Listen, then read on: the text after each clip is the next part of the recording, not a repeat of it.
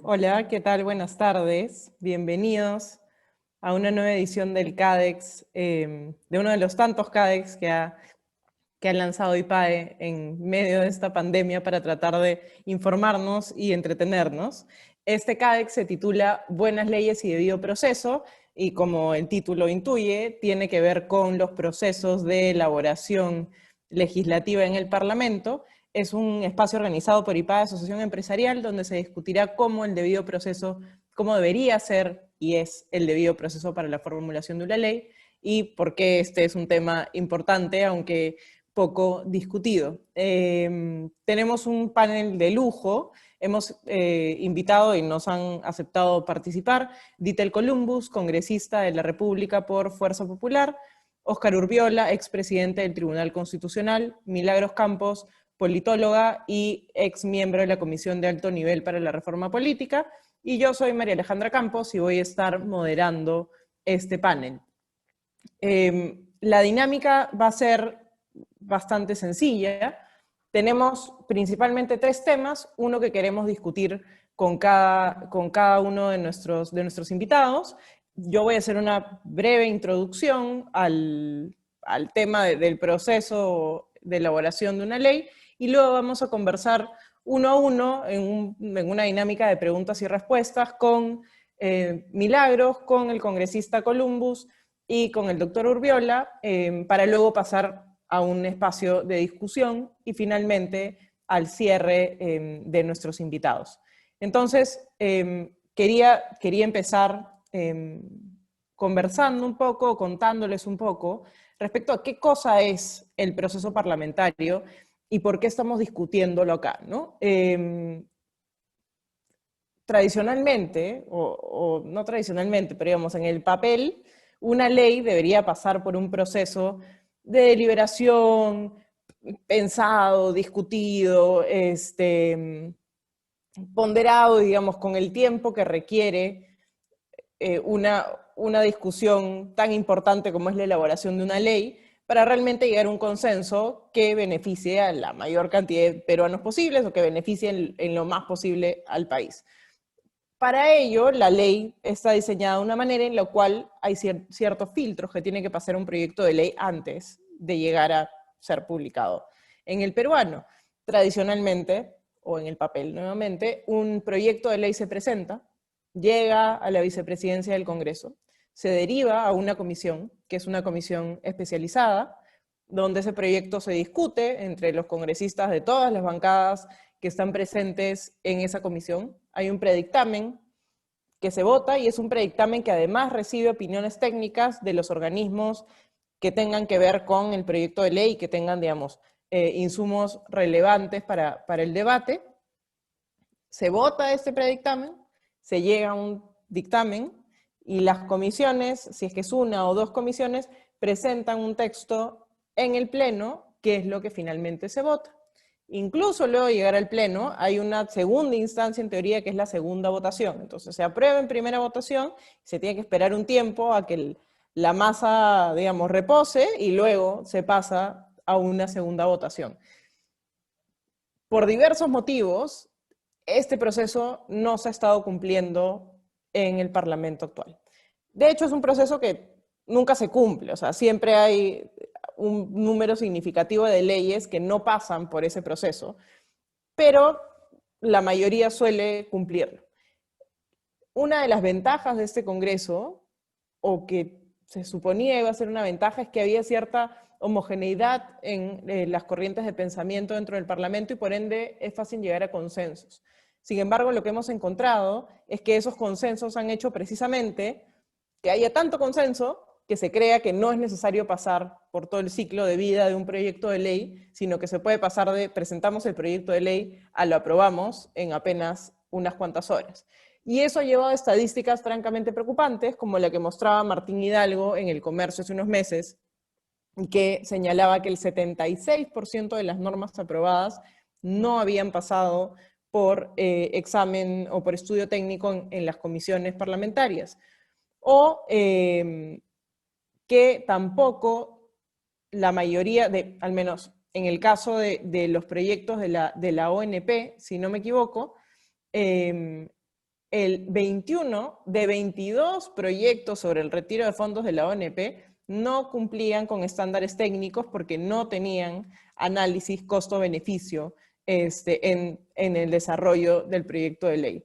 Y esto es solo, digamos, para muestra un botón del comportamiento o del manejo que ha tenido este Congreso en el proceso parlamentario, que además se agrava por la cantidad de producción legislativa que hay. Porque si el Congreso anterior hacía alrededor o presentaba alrededor de 1 punto algo proyectos al día, este Congreso presenta un poco más del doble, presenta 2.5 proyectos por día, que es una barbaridad, es un montón. Normalmente no pasa, no ha pasado en el Congreso anterior y no ha pasado en los anteriores a ese tampoco. Entonces, quería conversar primero con el congresista Columbus, porque el congresista Columbus no solo participa del pleno de varias comisiones y tiene un cargo directivo en su partido, sino además participa de una comisión que se supone busca ordenar el Parlamento.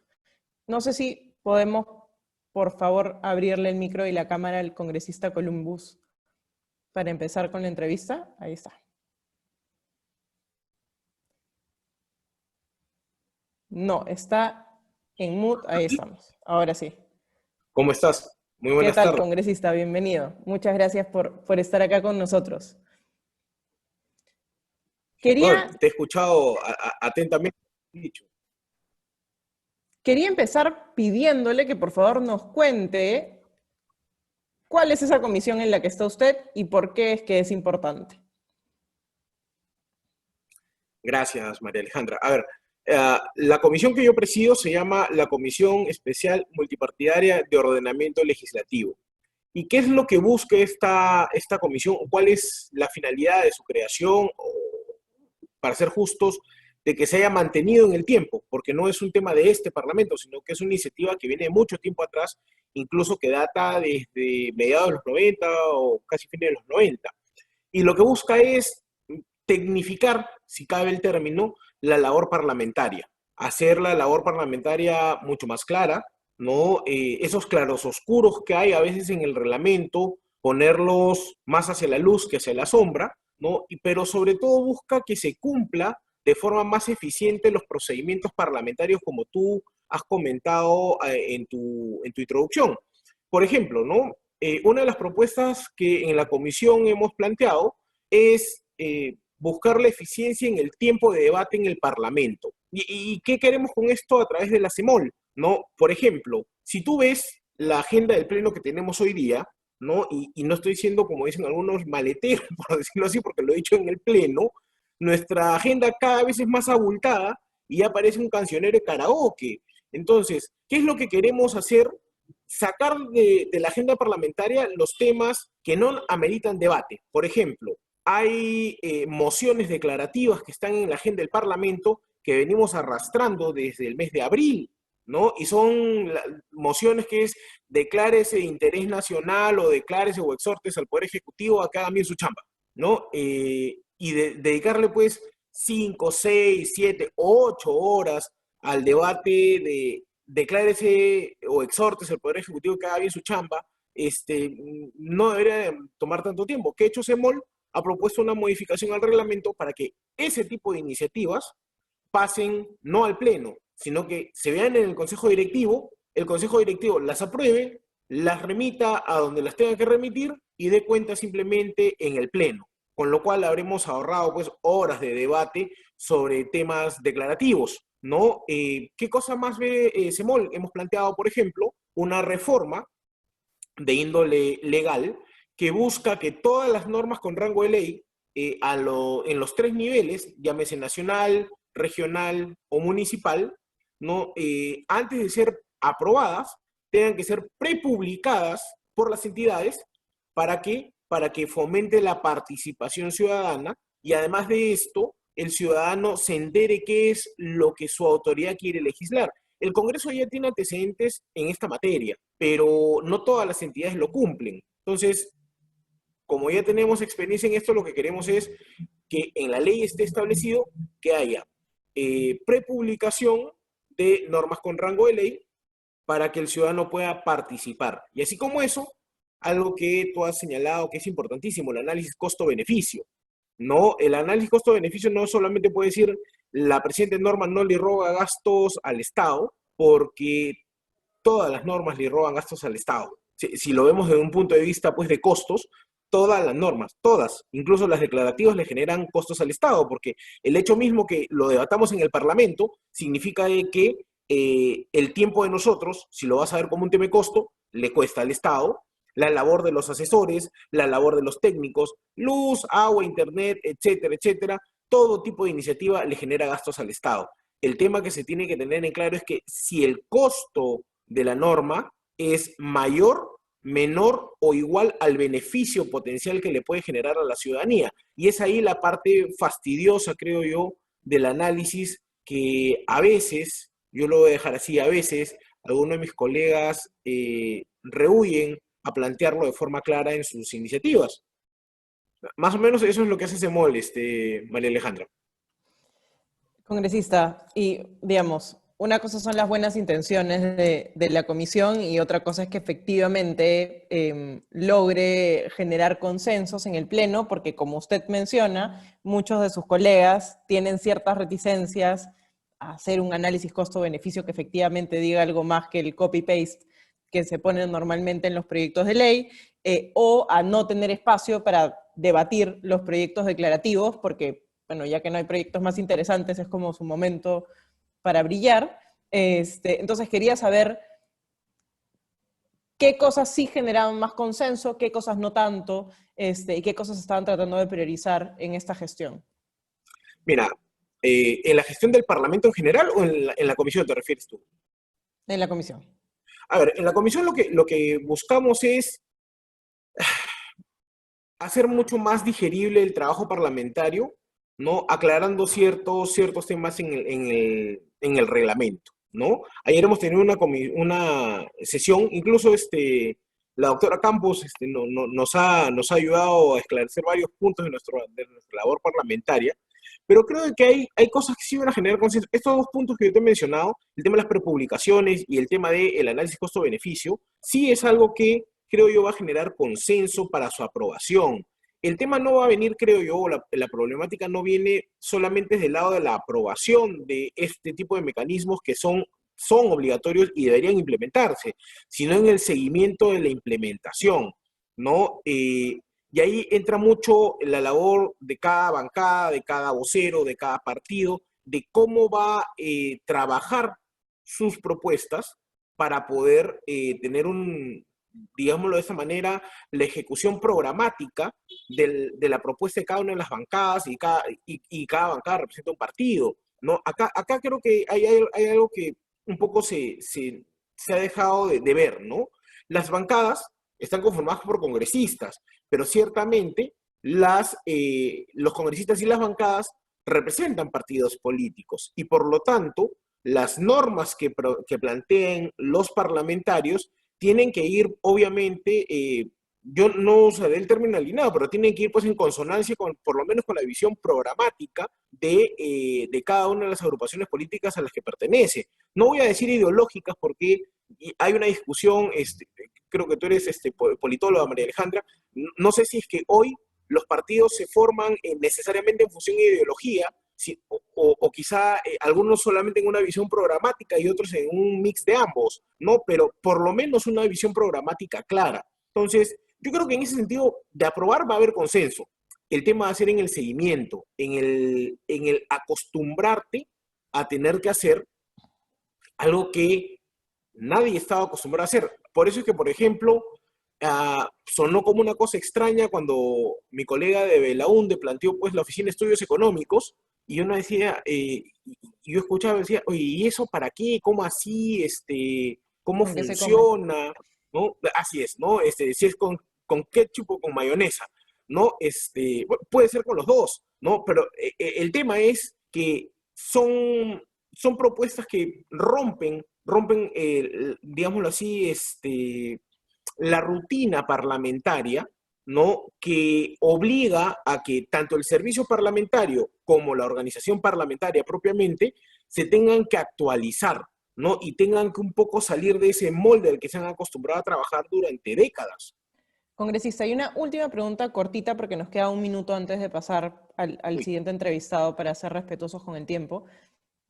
Usted señala este riesgo y es, digamos, el mismo riesgo del que estaba conversando, bueno, hablando sola yo al inicio, que es una cosa es lo que se aprueba en el papel y otra cosa es lo que efectivamente ocurre en la política del día a día.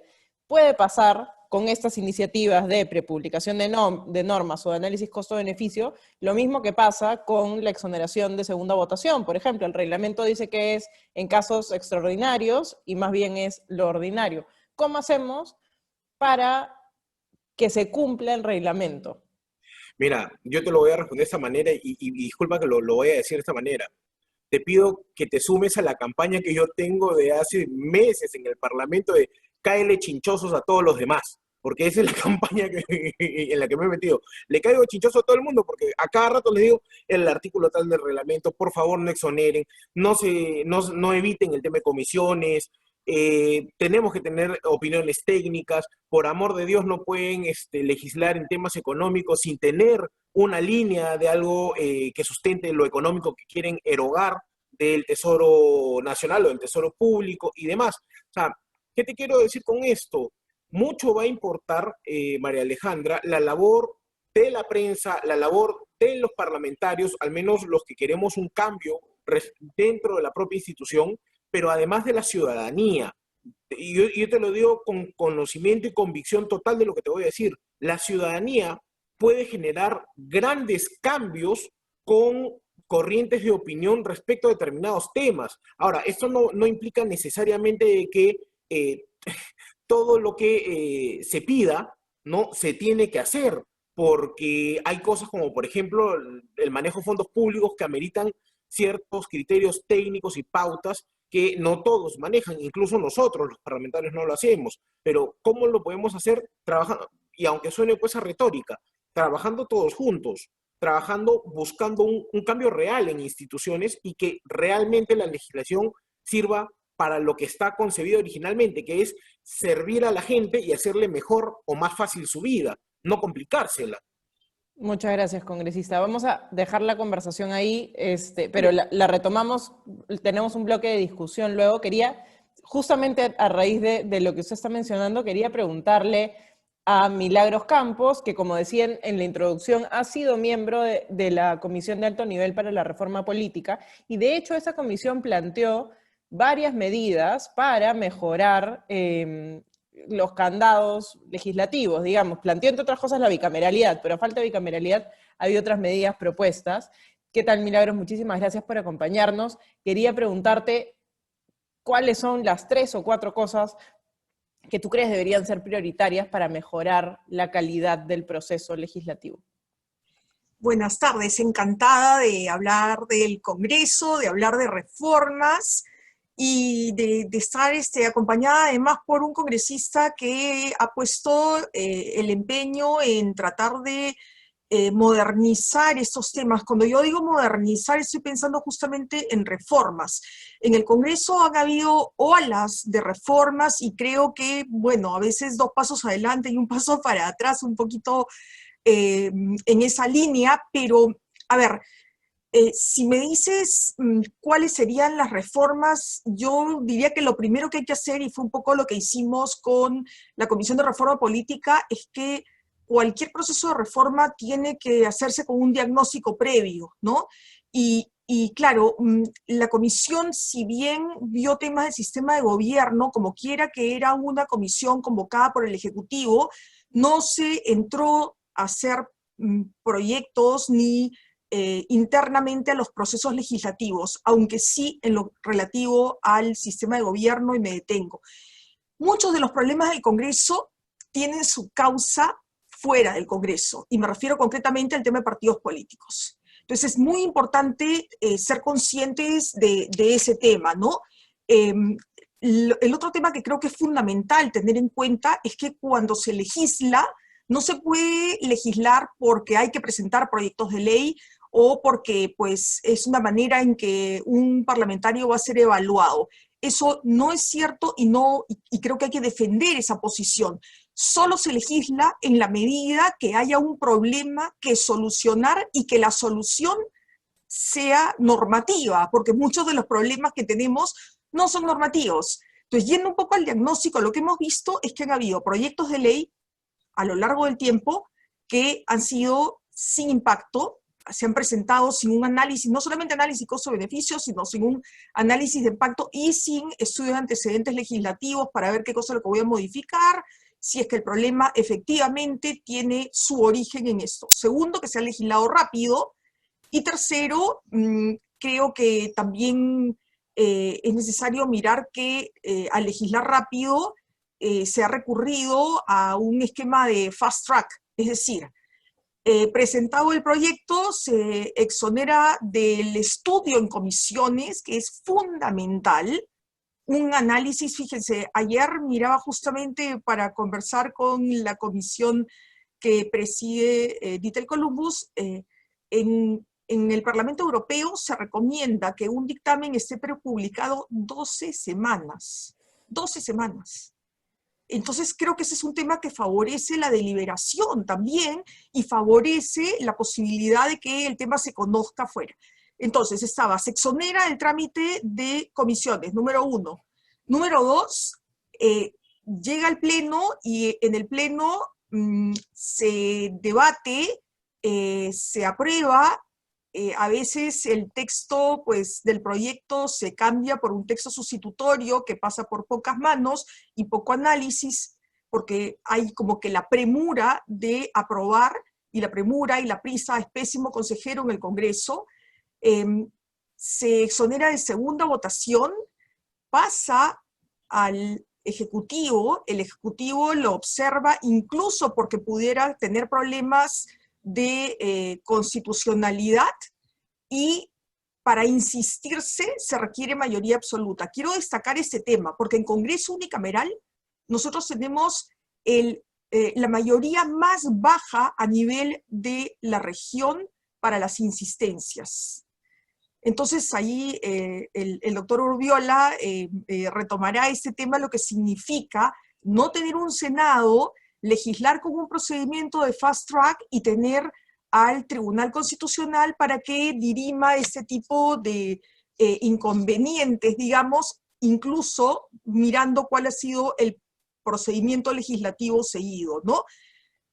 Creo que ese es un punto central. Si entramos a tema de reformas, yo diría 3, ¿ya? Para no entrar así, voy a tratar de elegir 4. 3 es muy poco. Lo primero es que tenemos que legislar con evidencia. O sea, la legislación, no solamente el proyecto, sino el dictamen, tiene que hacerse con un cierto estudio de evidencia. Ahora, este no es un problema solamente peruano, en la región ha saltado y en Europa mismo este tema de ciencia en el Parlamento para poder informar sobre determinados temas. Lo segundo, lo decía Dieter hace un momento en relación a la Oficina de Estudios Económicos. Los congresistas tienen que ir a votar sabiendo cuánto cuesta implementar ese proyecto. Eso es información, y esa información debe generarse dentro del Congreso. Esa información creo que es fundamental, porque así el congresista sabe que si está votando por este proyecto, está gastando un nivel de presupuesto que le va a impedir impulsar otra iniciativa eventualmente, porque evidentemente pues todo el cuero sale de la misma vaca. Lo segundo, servicios de información internos en el Congreso. Que los proyectos no solamente cuenten con el costo que implica esto y de dónde se va a cubrir, sino también con información respecto de cómo se ha solucionado ese problema en otros países, si es que el proyecto es o no constitucional, si es que se está vulnerando alguna norma, o si es que estamos frente a un tema que tiene colisión con algún tratado. Y diría yo, en tercer lugar, creo que es necesario pensar en retomar seriamente la agenda legislativa, porque la agenda legislativa no solamente permite que en congresos fragmentados puedan ponerse de acuerdo sobre aquellos temas de políticas públicas, de preferencia, por supuesto, que requieren una solución legislativa, sino que también convoquen al Ejecutivo. Y entonces que se prioricen temas.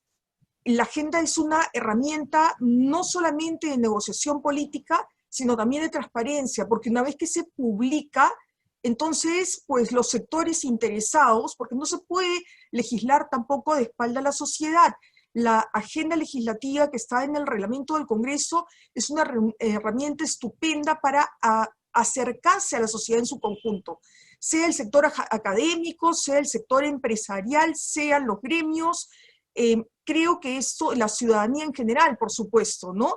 Entonces, agenda legislativa, oficina de estudios económicos, el tema de afinar los servicios de información y legislar sobre evidencia serían en este momento mis 4 reformas favoritas. Ojo, que para hacer reformas se requiere voluntad política y conciliar lo político y lo técnico es el gran reto en el Congreso. Creo que ese es un punto fundamental. Sin voluntad política no puedes hacer nada. Y claramente la legislación sin una mirada técnica nunca va a ser una legislación eficaz. De hecho, me robaste la pregunta, Mili.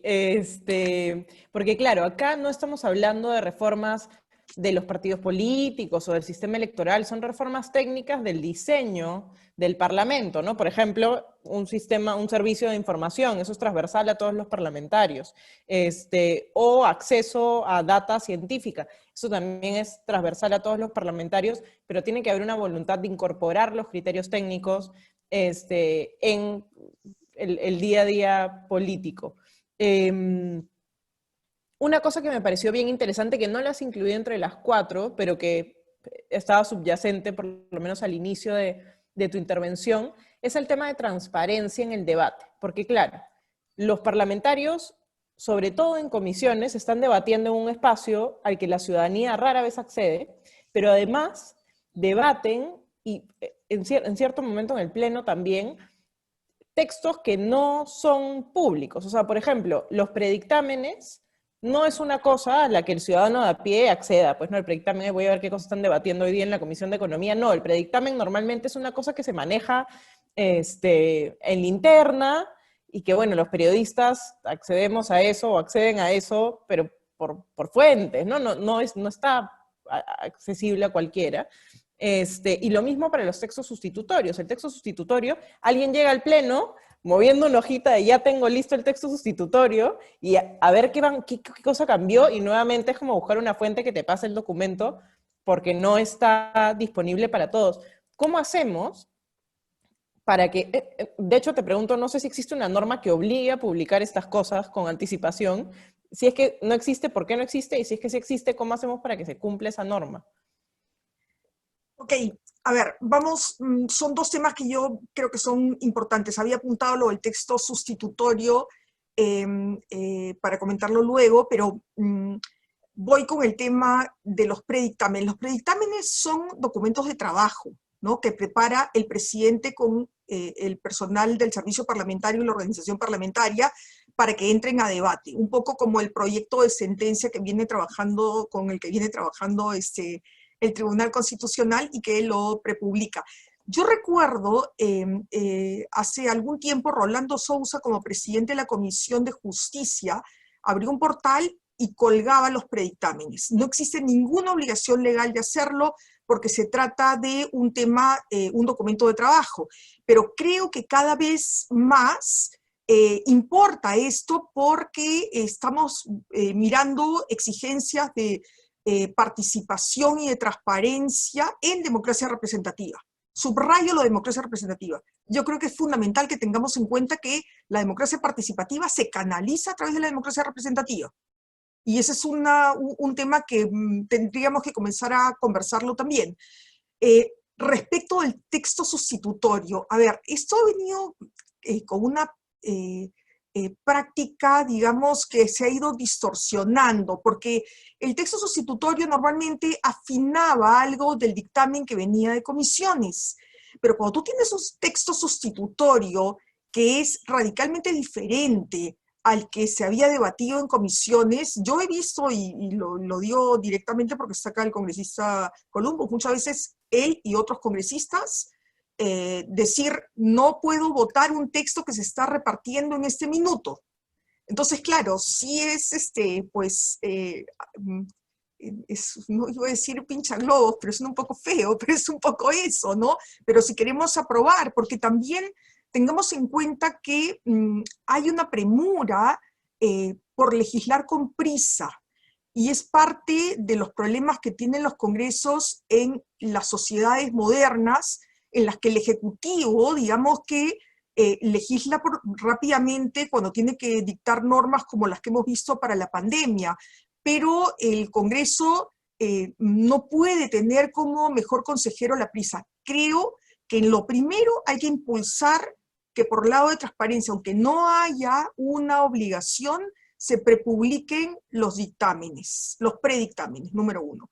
Y número dos, sí creo que es interesante establecer una práctica respecto de los textos sustitutorios, de manera tal que un texto sustitutorio pues tenga que ser leído en su integridad, y si es que se trata de una norma muy extensa, no puede ser votado en el momento en el que se hacen los cambios, ¿no? Porque efectivamente es allí donde se generan los errores y a la hora que sale una norma con error no es eficaz, número uno, no satisface los problemas para los cuales se está haciendo la norma, y en segundo lugar, si no es buena vas a tener que enmendarla. Toda norma, en el fondo, está cambiando las reglas sobre las cuales las personas y todo el resto de agentes económicos se mueve. Entonces, cambiarla regularmente al final es un costo económico para los ciudadanos y para todos los actores políticos y económicos. Entonces, hay que pensar en la seguridad jurídica. Cuando se legisla, se debe pensar en que se está legislando a largo plazo. Y entonces, si estoy haciendo algo a largo plazo, con normas que tienen que tener vocación por la estabilidad, es natural que tengamos que pensar en hacerlo de manera calmada. Muchas gracias, Mili. Totalmente de acuerdo contigo en todo lo que has dicho. Y de hecho, es súper interesante lo que viene, porque el doctor Urbiola es el representante, digamos, ex representante de la pata del Estado que se encarga de castigar al Congreso cuando se porta mal, ¿no? O sea, digamos, no hay mucho que podamos, al no haber una segunda cámara, una vez que el Pleno aprueba algo, y si lo aprueba por insistencia peor, los ciudadanos, bueno, no hay mucho que podamos hacer. El que se encarga de poner en orden los excesos, voy a llamar, del Congreso es el Tribunal Constitucional. Y acá el doctor Urbiola ha sido expresidente del Tribunal Constitucional, es consultado regularmente por los medios de comunicación porque sabe muchísimo del tema, y quería conversar con usted, doctor Urbiola, si es que me ayudan con la cámara, porfa, en producción. Quería conversar con usted sobre estas malas prácticas que ha tenido el Congreso y que el Tribunal Constitucional se ha visto obligado a opinar al respecto porque no se están cumpliendo los pasos que se deberían seguir en el procedimiento parlamentario. Pero quería saber también qué tan vinculante es la palabra del TC frente al Congreso en estos temas, y qué tipo de herramientas, si es que existen, tiene el TC para regular los procedimientos, o no regular, pero digamos, asegurar que se cumpla lo que ya existe en la regulación de procedimientos parlamentarios. ¿Cómo está, doctor Urbiola? Bienvenido. Gracias, María Alejandra. Un gusto estar con la doctora Milagros Campos y el congresista Dieter Columbus en este importante foro. Para responder a su pregunta, María Alejandra, es importante establecer como, en cierta forma, una premisa, lo que significa el Estado constitucional y democrático de derecho, ¿no? Que impone no solamente la existencia de una constitución, que viene a ser el ordenamiento jurídico de más alta jerarquía, y que tiene el carácter de ser la norma de normas, ¿no? Sino que este ordenamiento debe estar impregnado de principios, de valores, de instituciones, ¿no? De principios humanistas en favor de los derechos y las libertades fundamentales de todos, y así mismo el conjunto de instituciones, ¿no? en este caso el Poder Ejecutivo, el Legislativo, el Judicial y otros entes autónomos, la Defensoría del Pueblo, el Tribunal Constitucional, el Jurado Nacional de Elecciones, etcétera, así como de técnicas también y procedimientos que hacen posible su existencia y disfrute. Ante la frecuente, y lo estamos comprobando últimamente con mayor dramatismo, la invasión o la intromisión o a veces hasta el desconocimiento de facultades, ¿no? O actuaciones en contra, ya sea del poder público o también podría ser de las interferencias del sector privado en la dimensión física o jurídica. Establecer esta premisa es fundamental porque el solo enunciado de un Estado constitucional y democrático de derecho, porque existe una Constitución, no es suficiente. Tiene que haber instituciones que hagan que ese Estado constitucional de derecho tenga plena vigencia, es decir, se presente en la realidad. Y dentro de este contexto que es importante resaltar, la formación de la ley, que es un proceso que se sigue ante el Congreso de la República, que tiene la facultad exclusiva y a veces la puede delegar al Ejecutivo bajo determinadas condiciones, que es una facultad que, de acuerdo a la Constitución, tiene pues reglas fijas, claras y que son de observancia obligatoria. ¿No? El Código Procesal Constitucional ha establecido digamos, los diversos tipos o vicios de inconstitucionalidad. En el artículo 75 del Código Procesal Constitucional se establece que la infracción a la jerarquía normativa de la Constitución puede ser por la forma o por el fondo, o también puede ser parcial o total, puede ser directa o indirecta. Y para esto, el artículo 98 del reglamento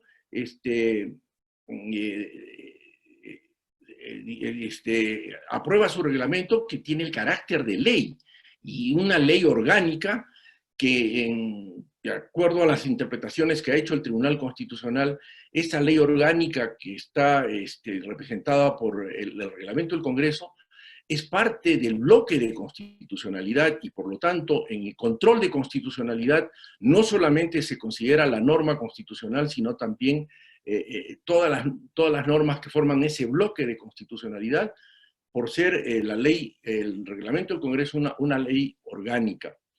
Y por otro lado, el artículo 105 de la Constitución también establece la obligatoriedad del dictamen de la comisión. Y ahí viene precisamente uno de los aspectos importantes de todas las deficiencias e irregularidades que no solo en este último Congreso complementario las hemos observado también en los anteriores congresos, el que fue disuelto y los anteriores. Y todo esto es consecuencia también de un sistema unicameral que si tuvo alguna justificación política en el 93, hoy en día el Congreso unicameral ya cumplió ese objetivo político que tuvo el fujimorismo de concentrar el poder y tener un Congreso unicameral mucho más manejable, más expeditivo, ¿no? Y yo creo que ese es uno de los aspectos importantes también.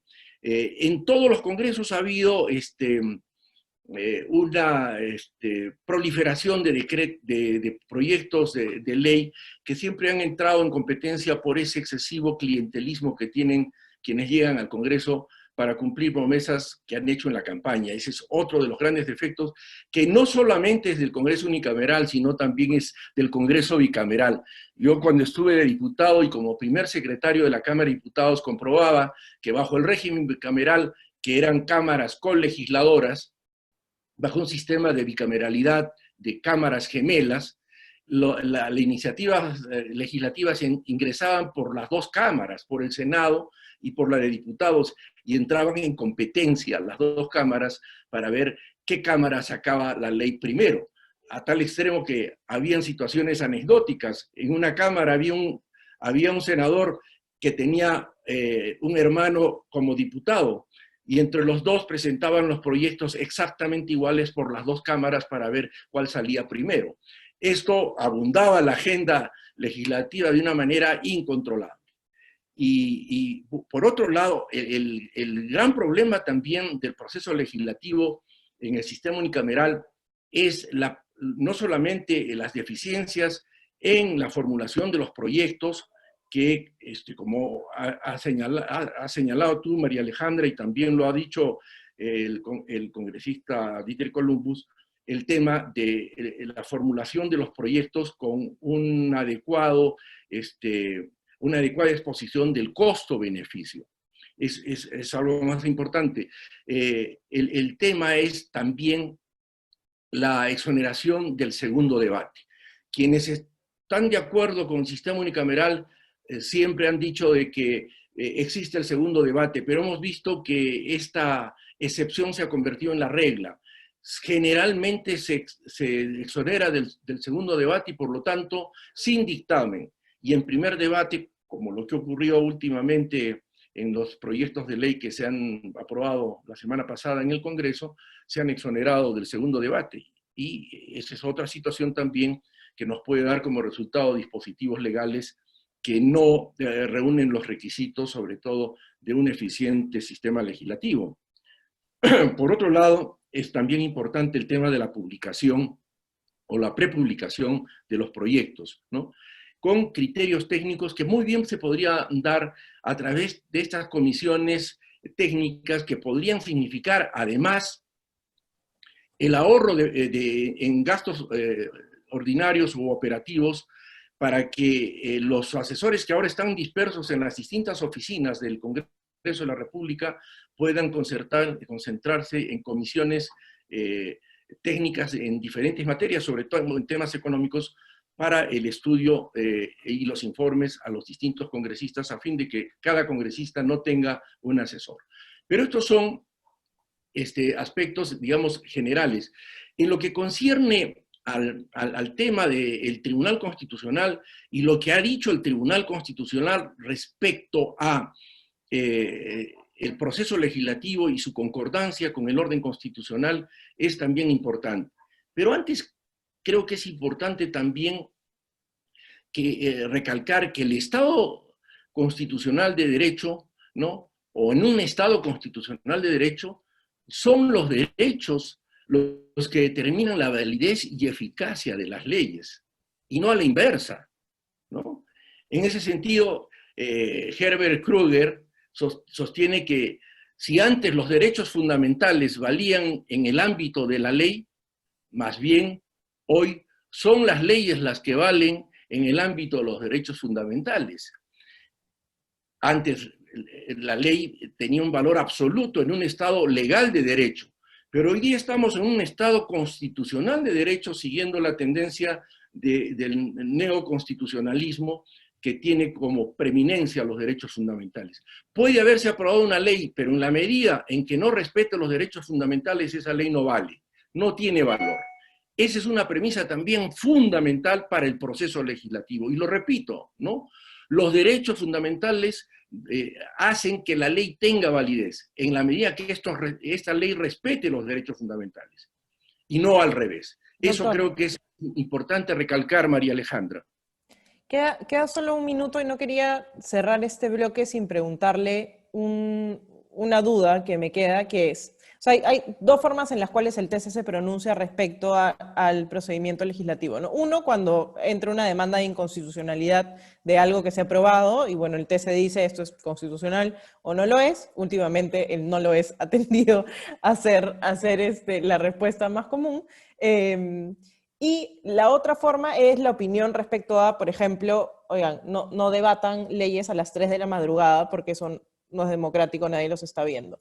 Para este segundo caso, o sea, para lo que tiene que ver con el procedimiento legislativo en sí mismo y no con el resultado de ese procedimiento, digamos, estos, hasta donde entiendo, estas opiniones no son vinculantes, o sea, más allá de sacar comunicaciones, el tribunal no puede hacer nada para que estas efectivamente se implementen en el Pleno, y la ciudadanía, hasta donde entiendo, tampoco tiene herramientas. Entonces quería entender si es que hasta dónde llegaba, digamos, el poder del TC dentro de los procedimientos parlamentarios. En principio, María Alejandra, debemos admitir que en un Estado constitucional y democrático de derecho no existe isla que esté exenta de control de constitucionalidad. Y ese control de constitucionalidad se puede hacer en un control concentrado a través de los procesos orgánicos, como es el proceso de inconstitucionalidad o el proceso competencial. Y en los procesos de la libertad, ¿no? que ya son un sistema de control concreto, ¿no? El habeas corpus, el habeas data y la acción de cumplimiento y el amparo, a través de la jurisdicción constitucional que se inicia en primera y segunda instancia en el Poder Judicial y como última y definitiva instancia el Tribunal Constitucional. Bien, pero al margen de estos procesos, el Tribunal también ejerce control de constitucionalidad a través de las declaraciones que hace en sus sentencias, interpretando desde la Constitución situaciones como que podrían ser el estado de cosas inconstitucional, ¿no? Y a través de lo cual hace exhortaciones al Congreso. Una de las exhortaciones que hizo el Congreso y que se cumplió fue la que se motivó en un proceso de inconstitucionalidad en la que se discutía el levantamiento de la inmunidad parlamentaria con una mayoría simple, o perdón, no calificada, sino una mayoría absoluta, o sea, en ese tiempo 60 congresistas, para levantar la inmunidad. Pero a raíz de esa observación, el Tribunal Constitucional constató de que para vacar al presidente de la República, era la época del señor Toledo, solo se requería una mayoría absoluta de 60 votos, y lo cual era ilógico para una decisión tan importante. En esa oportunidad no declaró inconstitucional el reglamento del Congreso, pero sí exhortó al Congreso para que modificara su reglamento, y así lo hizo. Elevó la votación a los 2/3, o sea, ahora 87. Retomando la pregunta, perdón que lo corto, doctor Urbiola, y ya para cerrar este bloque, ahora sí, porque ya recontravolamos el tiempo, la exhortación es solo eso. O sea, claramente la voluntad política sigue primando sobre las exhortaciones del Tribunal Constitucional.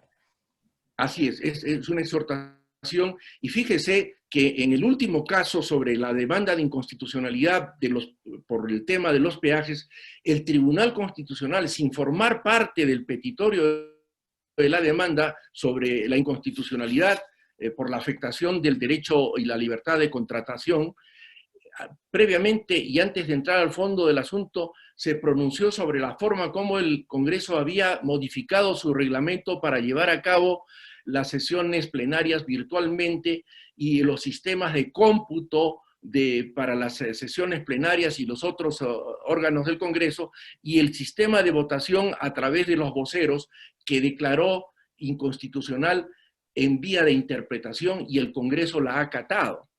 Espero de que esa digamos, observación que la ha hecho ya en la práctica se concrete en la modificación del reglamento del Congreso, el artículo 27A, y se siga observando la votación, así sea virtual, ¿no? Pero individual de cada congresista, y lo que es más importante, la intervención en el debate personalmente también de cada uno de los congresistas.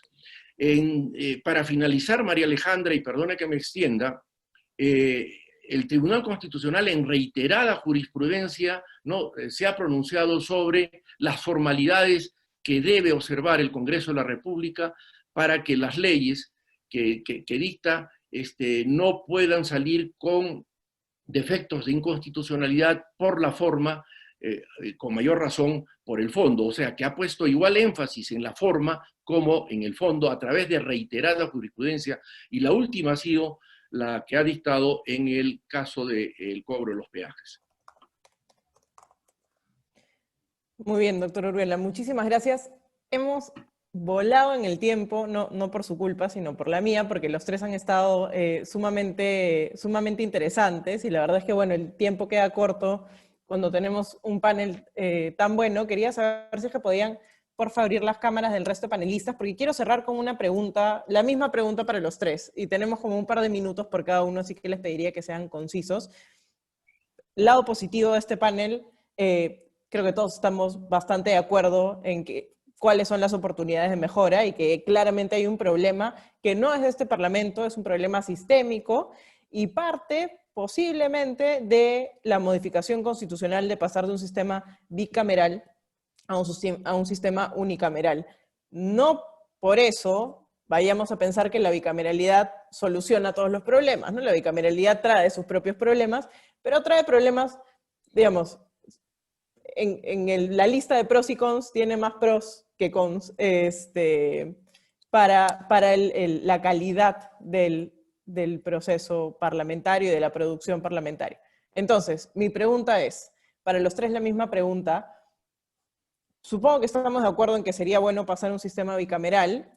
La Comisión de Alto Nivel para la Reforma Política trató de hacerlo, fracasó. ¿Qué tan viable creen que sea que esto ocurra en el próximo Parlamento? Es decir, que se apruebe el retorno a un Congreso bicameral, o es una cosa, o sea, es un barco que ya zarpó. La verdad es que deberíamos como dejar de soñar con el mundo ideal en donde tenemos un Congreso bicameral. Empezamos con usted, congresista Columbus.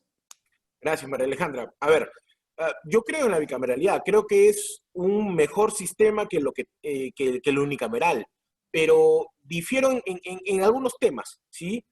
Que para mí el hecho de bicameralidad solamente como concepto no va a cambiar las cosas, y he escrito un montón de eso, ¿no? Yo creo que bicameralidad sí, pero que implique también que, vamos a llamarlo así, la materia prima política que va a participar en estas dos cámaras sea distinta, ¿no?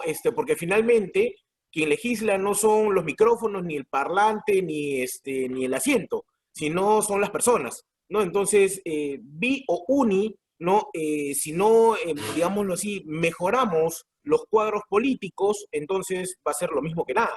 Y solamente una cuestión chiquitita, a propósito de una cosa que dijo el doctor Urbiola, que es importante. Hay que mejorar los procesos legislativos en el Parlamento, desde luego, y desde CEMOL estamos convencidísimos de eso, pero también hay que mejorar los procesos legislativos en los otros niveles, como por ejemplo en el Ejecutivo, ¿no? El doctor Urbiola incluso ha sido un ponente en unas inconstitucionalidades que se declararon, entre otras, por ejemplo, en las normas de presupuesto, ¿no? En la ley Servir, por ejemplo, que era violatoria de derechos fundamentales relacionadas al servicio público, ¿no? Entonces, el tema es de que la labor parlamentaria no es la única que ve el tema legislativo, sino también lo ve el Ejecutivo, pero también un sector que muy pocos ven, que es el ámbito subnacional, ¿no? El doctor Rubio no me va a dejar mentir la cantidad de acciones de inconstitucionalidad que hay contra ordenanzas regionales y municipales, porque con este rollo de la autonomía municipal quieren pues decirte hasta cuántas veces ladra tu perrito en tu casa, ¿no? Entonces, legislar es bueno, pero como dice Milagros, sobre legislar es, digamos que ya pandémico en nuestro sistema peruano, y se cree pues de que mientras más normas tengamos, estamos más bonitos, ¿no? Y así no funcionan realmente las cosas. Creo que debería ser la inversa. Mientras menos leyes tengamos, eso implicará que mejor sociedad somos porque no necesitamos tanta regulación para portarnos bien, ¿no? Al menos eso es lo que yo le digo a los chicos en la universidad, y ojalá que los doctores coincidan conmigo. Gracias, María Alejandra. Muchas gracias, congresista. Milagros, ¿tú también opinas que bicameralidad sí, solo sí, mejor materia prima política? Yo digo bicameralidad, sí, primero que nada. A ver, yo hoy día también conversaba con un amigo respecto al tema de bicameralidad que se está debatiendo en el Congreso en este momento, y hay siempre el riesgo que si la unicameralidad tiene determinados problemas y tienes dos cámaras, dupliques los problemas. Pero en realidad hay una mirada que para mí es sumamente importante, ¿no? Hay dos argumentos que creo centrales para hablar de bicameralidad. El primero es la deliberación. Todo lo que venimos hablando es que muchas veces por legislar rápido se vulneran determinados procedimientos que garantizan una legislación eficaz. En ese sentido, la posibilidad de que tengas un control intraorgánico, es decir, que las normas puedan ser revisadas por el Senado, te da un poco más de tiempo para que sean revisadas por todos en realidad, ¿no? Ese es un punto que creo que es fundamental, la posibilidad de legislar con una deliberación y garantizar esta deliberación. creo un Senado, además, que favorezca la posibilidad de mejorar la representación, con la creación de la circunscripción de peruanos en el exterior, que creo que es importante, pero sin incrementar el número de parlamentarios. Lima y también Arequipa, para poder congraciarme acá con el doctor Urdiola, van a seguir estando muy subrepresentados. Y creo que es importante incrementar el número de parlamentarios. Sé que lo que digo no es muy popular, pero también pienso que esto no tiene que costar más. El doctor Urdiola ya hablaba de una reforma que yo le he venido comentando desde 2001, y mi tesis de maestría fue un poco por esa línea, también en la necesidad de recomponer el tema de la asesoría parlamentaria. Pero realizando el tema de representación, iría en la línea de incrementar el número. Tenemos un Congreso que es como el de 1867 en términos de la relación entre población electoral y congresistas. ¿Solo por eso? Circunscripción, sí, circunscripción nacional. Creo que el Senado debería de elegirse por circunscripción nacional, y creo que cualquier reforma atraviesa por fortalecer carreras políticas, y allí creo que una contrarreforma fue el tema de la prohibición de reelección parlamentaria inmediata. Desde la Comisión de Reforma Política hemos propuesto que se establezca la posibilidad de la reelección parlamentaria, de la reelección de alcaldes y de la reelección de gobernadores. Puede ponerse topes. Fíjense que nosotros somos solo 2 países en la región que tenemos la prohibición de reelección inmediata. Costa Rica, que viene conversándose para salir de esta limitación, como lo hizo México recientemente, y Perú, que acaba de poner esta limitación. Creo que este es un tema que resulta fundamental hacerlo. Mientras que ello no ocurra, sí sugiero como reforma urgente ver el tema de las insistencias, o por lo menos, aunque darle más trabajo al Tribunal Constitucional, pero si una observación del Ejecutivo viene por un tema de inconstitucionalidad, modificar la Constitución para que pueda dirimir el Tribunal Constitucional, como ocurre con la Corte Constitucional en el caso de Colombia. Y podemos seguir hablando, pero creo que... Pero ya nos quedamos sin tiempo, sino para conversar con el doctor Urdiola. Doctor, su opinión, por favor. ¿La bicameralidad es la salida? ¿No tanto? ¿Hay esperanza sin bicameralidad? Es una de las salidas, María Alejandra, no la única. Nuestro sistema democrático y político requiere varias reformas. El proceso de regionalización ha sido un fracaso, lamentablemente. Ya que hablamos en este caso de la reforma del Congreso, su estructura, me voy a concretar a él, advirtiendo de que no es la única reforma que requiere el Perú. Y yo en el año 2000 me gradué en el doctorado con una tesis sobre el retorno a la bicameralidad, y proponía un sistema bicameral distinto al que yo conocí y en el cual estuve en el año 90, formando parte de la Cámara de Diputados, que era un sistema de cámaras gemelas, que tenía muchos inconvenientes. Las dos eran colegisladoras, las dos competían, y ese sistema no debe regresar jamás. Hay quienes eran partidarios de restituir la Constitución del 79, y uno de los defectos de la Constitución del 79 era tener un sistema bicameral con cámaras gemelas. Yo propongo un sistema bicameral que se conoce en la doctrina como el sistema bicameral imperfecto, donde cada una de las cámaras tiene competencias privativas, ¿no? Y obviamente el Senado es la cámara reflexiva, de control, podríamos decir, algo así como lo que está haciendo actualmente el Tribunal Constitucional. Y una de las grandes ventajas, María Alejandra, en una sociedad moderna, donde también, además de la representación parlamentaria, la opinión pública también tiene que tener participación. Yo estoy convencido de que en un sistema bicameral no existen 2 cámaras, existen 3 cámaras. ¿Y cuáles son esas 3 cámaras? Una es la de diputados, una segunda es la opinión pública, que es la interfase entre la Cámara de Diputados y la de senadores, Y les voy a poner como ejemplo el caso de la estatización de la banca. Cuando se aprobó en la Cámara de Diputados el proyecto de estatización de la banca, y hubo un interregno entre la aprobación en diputados y la de senadores, se formó una corriente de opinión contraria que funcionó como tercera cámara, que es muy importante en una democracia para ver si el proyecto que se aprobó en diputados tiene o no la aceptación. La opinión pública es importante. Actualmente en el sistema unicameral, como incluso se exonera del segundo debate, no hay esa posibilidad. Y bajo el sistema unicameral, incluso la famosa ley PIN y otras, a los pocos días de haberse aprobado con mayoría, los mismos parlamentarios que aprobaron esas leyes muy entusiastamente, después también salían a los medios a decir que se habían equivocado. ¿Por qué? Porque exoneraron el segundo debate.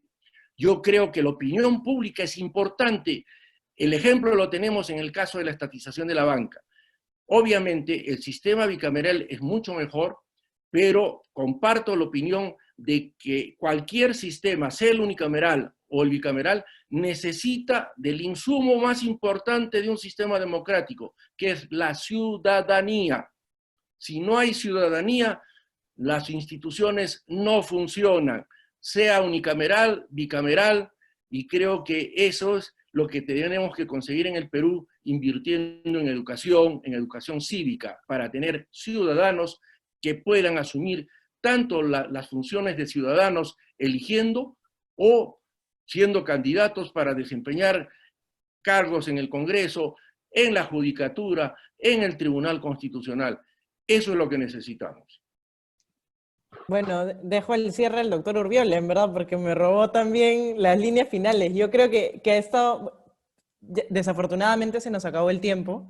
Creo que la discusión ha sido sumamente interesante y muy enriquecedora. Me quedo con una idea transversal a los tres panelistas, que es: hay reformas que se pueden hacer, hay mejoras que se pueden hacer, no todo es una reforma constitucional, además hay desde pequeños arreglos al reglamento hasta exhortaciones a que por favor se cumpla lo que ya existe, pero nada de eso va a pasar si no hay un ánimo de vigilancia ciudadana y de los medios de comunicación. O sea, mientras los congresistas no sientan que hay alguien esperando que hagan las cosas mejor, no tienen ningún incentivo para hacerlas mejor. Así que nada, quiero cerrar con eso y recordarles, para que los amigos de IPADE no me veten de los próximos CADEX, recordarles que hay una encuesta, una breve encuesta que va a aparecer en sus pantallas en minutos, y que nos gustaría agradecer a los medios aliados: el Diario de la República, la revista Caretas, los portales Siente Trujillo, PQS en Agenda y Planeta 40, lapsus de la coyuntura, que han sido canales estratégicos en la...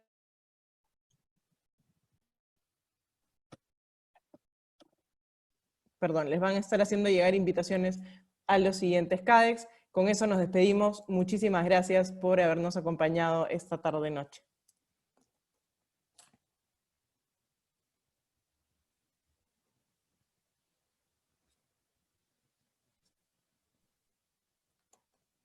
Chao, chao con todos.